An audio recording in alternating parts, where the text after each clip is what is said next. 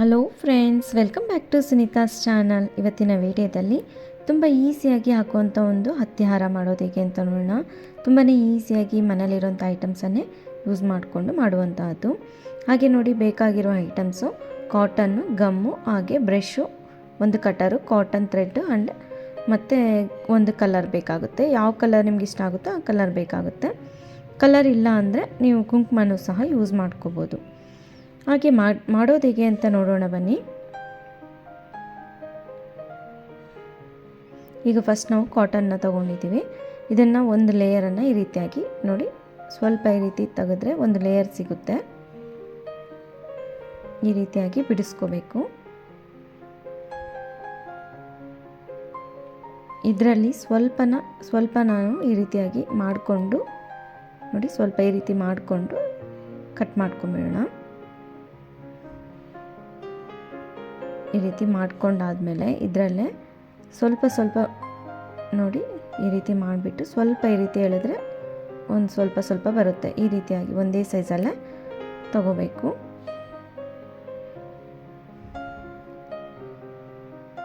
ಈ ರೀತಿಯಾಗಿ ಎಲ್ಲದನ್ನು ನಾವು ರೆಡಿ ಮಾಡ್ಕೊಂಡಾದ್ಮೇಲೆ ಕಾಟನ್ನ ಸ್ವಲ್ಪ ಲೈಟಾಗಿ ಈ ರೀತಿ ಎಳ್ಕೊಳ್ಳೋಣ. ಅದಾದಮೇಲೆ ಈ ರೀತಿ ಫೋಲ್ಡ್ ಮಾಡ್ಕೋಬೇಕು ಮಧ್ಯಕ್ಕೆ. ನೋಡಿ, ಬೆರಳನ್ನು ಮಧ್ಯಕ್ಕೆ ಈ ರೀತಿಯಾಗಿ ಇಟ್ಬಿಟ್ಟು ಎರಡೂ ಸೈಡಿಂದ ಏನಿದೆ ಅಲ್ವ ತುದಿ, ಈ ರೀತಿ ಜಾಯಿನ್ ಮಾಡ್ಕೋಬೇಕು. ಮೇಲ್ಗಡೆ ಒಂದು ಸ್ವಲ್ಪ ಕಾಟನ್ ಆ ಥರ ಆ ಕಡೆ ಆಗಿರುತ್ತಲ್ಲ, ಅದನ್ನೆಲ್ಲ ಈ ರೀತಿ ಅಡ್ಜಸ್ಟ್ ಮಾಡಿಕೊಂಡು ನಾರ್ಮಲಾಗಿ ನಾವು ತುಪ್ಪದ ಬತ್ತಿ ಮಾಡಬೇಕಾದ್ರೆ ಈ ರೀತಿ ಉಚ್ಕೊತೀವಲ್ವ, ಆ ರೀತಿಯಾಗಿ ಉಚ್ಕೋಬೇಕು. ಇದು ಒಂದು ಸ್ವಲ್ಪ ಪೆಟಲ್ ಶೇಪಲ್ಲಿ ಬರುತ್ತೆ ನೋಡಿ. ಈ ರೀತಿ ಮಾಡಿಕೊಂಡ್ರೆ ಆಯಿತು. ಒಂದು ಪೆಟಲ್ ರೆಡಿ ಆದಾಗೆ ಅದೇ ರೀತಿ ನಮಗೆ ಎಷ್ಟು ಪೆಟಲ್ಸ್ ಬೇಕೋ ನೋಡಿಕೊಂಡು ಅಷ್ಟು ಪೆಟಲ್ಸನ್ನು ನಾವು ರೆಡಿ ಮಾಡ್ಕೋಬೇಕು.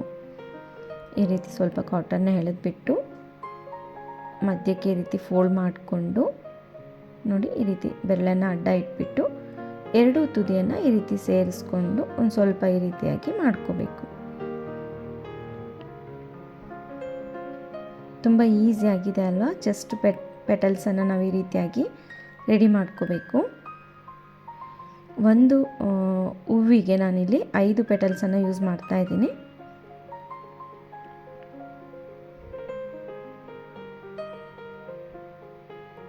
ಅದೇ ರೀತಿ ನಾನು ಎಲ್ಲ ಪೆಟಲ್ಸನ್ನು ರೆಡಿ ಮಾಡ್ಕೊತೀನಿ.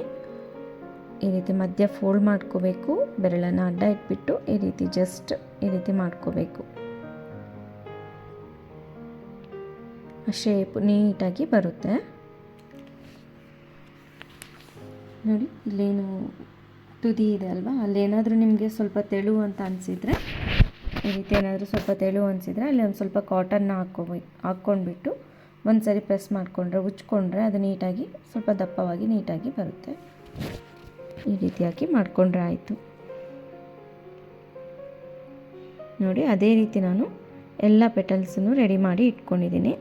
ನನಗೆ ಒಂದು 20 ಫ್ಲವರ್ಸ್ ಬೇಕಾಗುತ್ತೆ. ಹಾಗಾಗಿ ಈ ರೀತಿ 20 ಫ್ಲವರ್ಸ್ಗೆ ಪೆಟಲ್ಸನ್ನು ರೆಡಿ ಮಾಡಿ ಇಟ್ಕೊಂಡಿದ್ದೀನಿ. ಇದಾದಮೇಲೆ ಈಗ ಫ್ಲವರ್ ಮಾಡೋದು ಹೇಗೆ ಅಂತ ನೋಡೋಣ ಬನ್ನಿ. ನೋಡಿ, ಈ ರೀತಿ ಪೆಟಲ್ಸ್ ಏನಿರುತ್ತಲ್ವ ಅದನ್ನು ಈ ರೀತಿಯಾಗಿ ಒಂದ್ರ ಪಕ್ಕ ಒಂದು ಹೂವಿನ ರೀತಿ ಜೋಡಿಸ್ಕೋಬೇಕು. 5 ಪೆಟಲ್ಸನ್ನು ಯೂಸ್ ಮಾಡಿಕೊಂಡು ಈ ರೀತಿ ಜೋಡಿಸ್ಕೊಳ್ಳೋಣ ನೀಟಾಗಿ.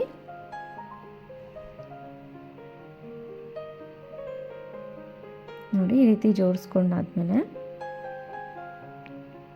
ಈ ರೀತಿ ರೆಡಿ ಆಗಿದೆ. ಈಗ ಇದಕ್ಕೆ ಒಂದು ಕಾಟನ್ ಥ್ರೆಡ್ ಏನು ತೊಗೊಂಡಿದ್ವಲ್ವ ವೈಟ್ ಕಲರಲ್ಲಿ, ಅದನ್ನು ತಗೊಂಡು ನಾಟ್ ಮಾಡ್ಕೊಳ್ಬೇಕು.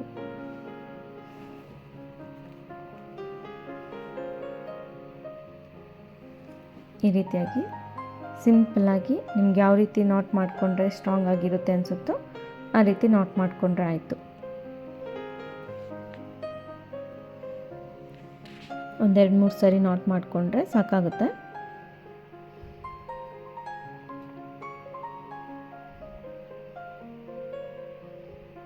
ಈ ಎಕ್ಸ್ಟ್ರಾ ಥ್ರೆಡ್ನೆಲ್ಲ ಕಟ್ ಮಾಡ್ಕೊಂಬಿಡಬೇಕು ಅಷ್ಟೇ ನೋಡಿ. ತುಂಬ ಸಿಂಪಲ್ ಆ್ಯಂಡ್ ಈಸಿಯಾಗಿ ಈ ಫ್ಲವರ್ನ ನಾವು ರೆಡಿ ಮಾಡ್ಕೊಂಬಿಡ್ಬೋದು. ಮನೇಲಿ ನಾವು ಫ್ರೀ ಇದ್ದಾಗ ಈ ರೀತಿ ಎಲ್ಲದನ್ನು ರೆಡಿ ಮಾಡಿಕೊಂಡ್ರೆ ಆಯಿತು ನೋಡಿ. ನಂದು ಬಟ್ಲದ ಹೂವು ಇರುತ್ತಲ್ವ, ಆ ರೀತಿಯಾಗಿ ಕಾಣ್ತಾ ಇದೆ. ತುಂಬ ಸಿಂಪಲ್ಲಾಗಿ ಎಲ್ಲ ಫ್ಲವರ್ಸ್ನ ನಾನು ಈ ರೀತಿಯಾಗಿ ರೆಡಿ ಮಾಡ್ಕೊಂಡಿದ್ದೀನಿ. ಇವಾಗ ಇದಕ್ಕೆ ಮಧ್ಯಕ್ಕೆ ನಾವು ರೆಡ್ ಕಲರನ್ನು ಹಚ್ಕೊತಾ ಇದ್ದೀನಿ. ನಿಮ್ಮ ಹತ್ರ ರೆಡ್ ಕಲರ್ ಇಲ್ಲ ಅಂದರೆ ಯೆಲ್ಲೋ ಆಗಿರ್ಬೋದು ಅಥವಾ ಆರೆಂಜ್ ಆಗಿರ್ಬೋದು, ನಿಮ್ಗೆ ಯಾವ ಕಲರ್ ಇಷ್ಟ ಆಗುತ್ತೋ ಆ ಕಲರ್ನ ಹಾಕ್ಕೋಬೋದು. ಕಲರ್ ಬೇಡ ಅನ್ನೋದಾದರೆ ಕುಂಕುಮನೂ ಸಹ ನೀವು ನೀರಲ್ಲಿ ಮಿಕ್ಸ್ ಮಾಡಿಬಿಟ್ಟು ಈ ರೀತಿಯಾಗಿ ಹಚ್ಕೋಬೋದು. ಜಸ್ಟ್ ಮಧ್ಯದಲ್ಲಿ ಏನಿದೆ ಅಲ್ವಾ ಆ ಪ್ಲೇಸಿಗೆ ಮಾತ್ರ ಹಚ್ಕೊತಾ ಇದ್ದೀನಿ. ತುಂಬ ಸಿಂಪಲ್ಲಾಗಿ ಈ ಡಿಸೈನ್ನ ನಾವು ಮಾಡಿಬಿಡ್ಬೋದು. ನಿಮ್ಗೆ ಒಂದೇ ಸರಿ ಎಲ್ಲದನ್ನು ಮಾಡಲಿಕ್ಕೆ ಆಗೋದಿಲ್ಲ ಅಂದರೆ ಒಂದಿನ ಏನು ಪೆಟಲ್ಸ್ನ ಮಾಡ್ಕೊಂಡಲ್ವ ಅದನ್ನೆಲ್ಲ ರೆಡಿ ಮಾಡಿಕೊಂಡು ನೆಕ್ಸ್ಟ್ ಡೇ ನಾವು ಈ ರೀತಿ ಫ್ಲವರ್ಸ್ನ ರೆಡಿ ಮಾಡಿಕೊಂಡ್ರೆ ಆಯಿತು. ನೋಡಿ, ಈ ರೀತಿ ಎಲ್ಲದಕ್ಕೂ ನಾನು ಕಲರ್ ಹಚ್ಕೊಂಡಾದಮೇಲೆ ಬ್ಯಾಕ್ ಸೈಡಲ್ಲಿ ಎಕ್ಸ್ಟ್ರಾ ಏನಿದೆ ಅಲ್ವ ಅದನ್ನೆಲ್ಲ ಕಟ್ ಮಾಡ್ಕೋಬೇಕು. ಏನಕ್ಕೆ ಈ ರೀತಿ ಕಟ್ ಮಾಡ್ಕೋಬೇಕಂದ್ರೆ ನಾವು ಅದನ್ನು ಲೇಸ್ ಮೇಲೆ ಅಥವಾ ಕಾಟನ್ ಮೇಲೆ ಹಚ್ಚಲಿಕ್ಕೆ ಬೇಕಾಗುತ್ತಲ್ಲ, ಹಾಗಾಗಿ ಕಟ್ ಮಾಡ್ಕೊಂಡಾದಮೇಲೆ ಲೇಸ್ ನಾನು ಈ ರೀತಿಯಾಗಿ ರೆಡಿ ಮಾಡ್ಕೊಂಡಿದ್ದೀನಿ. ವಿ ಶೇಪಲ್ಲಿ ಕಟ್ ಮಾಡಿ ಇಟ್ಕೊಂಡಿದ್ದೀನಿ. ನಿಮಗೆ ಲೇಸ್ ಬೇಡ ಅಂದರೆ ಕಾಟನ್ ಮೇಲೂ ಹಚ್ಕೋಬೋದು ಅಥವಾ ಯಾವುದಾದ್ರೂ ಕಾರ್ಡ್ಬೋರ್ಡ್ದು ಶೀಟ್ ಇರುತ್ತಲ್ಲ ಅದನ್ನು ನಿಮ್ಗೆ ಯಾವ ಶೇಪಿಗೆ ಬೇಕೋ ಆ ಶೇಪಿಗೆ ಕಟ್ ಮಾಡಿಬಿಟ್ಟು ಈ ರೀತಿಯಾಗಿ ಹಚ್ಕೋಬೇಕು. ನೋಡಿ, ತುಂಬ ಸಿಂಪಲ್ಲಾಗಿ ಈಸಿಯಾಗಿ ಆಗೋಗ್ಬಿಡುತ್ತೆ. ನಿಮಗೆ ಹತ್ತತ್ರ ಬೇಡ, ದೂರ ದೂರ ಬೇಕು ಅಂದ್ರೂ ಸಹ ನಿಮ್ಗೆ ಯಾವ ರೀತಿ ಬೇಕೋ ಆ ರೀತಿಯಾಗಿ ಹಚ್ಕೊತಾ ಹೋದರೆ ಆಯಿತು. ಎಷ್ಟು ಈಸಿಯಾಗಿ ಈ ಹತ್ತಿ ಹಾರನ ನಾವು ರೆಡಿ ಮಾಡ್ಕೊಂಬಿಡ್ಬೋದು.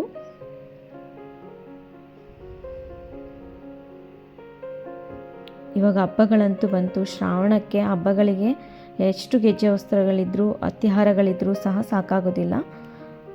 ಹಬ್ಬಗಳಿಗೆ ಅಂತಲ್ಲ, ಪ್ರತಿನಿತ್ಯದ ಪೂಜೆಗಳಿಗೂ ನಾವು ದೇವರಿಗೆ ಅಲಂಕಾರ ಮಾಡೋದಕ್ಕೂ ಸಹ ಈ ರೀತಿಯಾಗಿ ಯೂಸ್ ಮಾಡ್ಕೊತೀವಿ. ನೋಡಿ, ಅದೇ ರೀತಿ ನಾನು ಪೂರ್ತಿಯಾಗಿ ಕಂಪ್ಲೀಟ್ ಮಾಡ್ಕೊಂಡಿದ್ದೀನಿ. ಮತ್ತಿನ್ನೆಲ್ಲಾದರೂ ಬೇಕು ಅಂದರೂ ಸಹ ನೀವು ಹಚ್ಕೋಬೋದು. ಎಕ್ಸ್ಟ್ರಾ ಫ್ಲೇವರ್ಸ್ ಇದ್ದರೆ ಯಾವುದಾದ್ರೂ ಬೇರೆ ಗೆಜ್ಜೆ ವಸ್ತ್ರಕ್ಕೂ ಸಹ ನಾವು ಯೂಸ್ ಮಾಡ್ಕೋಬೋದು. ಅದೇ ರೀತಿ ನಾನು ತುಂಬ ಸಿಂಪಲ್ ಆ್ಯಂಡ್ ಈಸಿಯಾಗಿ ಈ ರೀತಿಯಾಗಿ ರೆಡಿ ಮಾಡ್ಕೊಂಡಿದ್ದೀನಿ. ಈ ಹತ್ತಿ ಹಾರ ಇಷ್ಟ ಆಗಿದೆ ಅಂದ್ಕೊಂಡಿದ್ದೀನಿ. ಇಷ್ಟ ಆಗಿದರೆ ಪ್ಲೀಸ್ ಲೈಕ್ ಮಾಡಿ, ಶೇರ್ ಮಾಡಿ. ಸಬ್ಸ್ಕ್ರೈಬ್ ಆಗಿಲ್ಲ ಅಂದರೆ ಸಬ್ಸ್ಕ್ರೈಬ್ ಆಗಿ. ಮತ್ತೊಂದು ಒಳ್ಳೆ ವಿಡಿಯೋ ಜೊತೆಗೆ ಭೇಟಿಯಾಗೋಣ. ಧನ್ಯವಾದಗಳು.